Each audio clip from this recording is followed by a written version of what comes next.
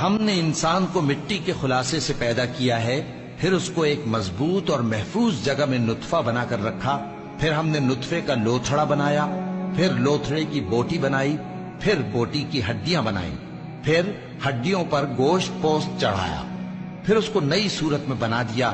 سو بڑا برکت والا ہے اللہ، جو سب سے اچھا بنانے والا ہے۔ پھر اس کے بعد تم مر جاتے ہو، پھر قیامت کے روز اٹھا کھڑے کیے جاؤ گے، اور ہم نے تمہارے اوپر کی جانب 7 آسمان پیدا کیے، اور ہم خلقت سے غافل نہیں ہیں۔ اور ہم ہی نے آسمان سے ایک اندازے کے ساتھ پانی برسایا، پھر اس کو زمین میں ٹھہرا دیا، اور ہم اس کے نابود کر دینے پر بھی قادر ہیں۔ پھر ہم نے اس سے تمہارے لیے کھجوروں اور انگوروں کے باغ بنائے، ان میں تمہارے لیے بہت سے میوے ہوتے ہیں، اور ان میں سے تم کھاتے ہو۔ اور وہ درخت بھی ہم ہی نے پیدا کیا جو طور سینا کے دامن میں ہوتا ہے، یعنی زیتون کا درخت۔ اگر شیطان کی طرف سے تمہارے دل میں کسی طرح کا وسوسہ پیدا ہو تو اللہ سے پناہ مانگو، بے شک وہ سننے والا ہے، سب کچھ جاننے والا ہے۔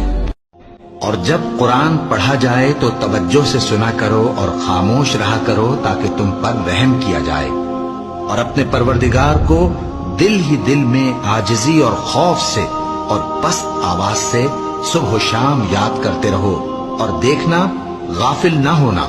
بھلا تم نے اس شخص کو نہیں دیکھا جو اس غرور کے سبب سے کہ اللہ نے اس کو سلطنت بخشی تھی، ابراہیم سے اپنے پروردگار کے بارے میں جھگڑنے لگا؟ جب ابراہیم نے کہا میرا پروردگار تو وہ ہے جو زندگی دیتا ہے اور موت دیتا ہے، وہ بولا کہ زندگی اور موت تو میں بھی دے سکتا ہوں۔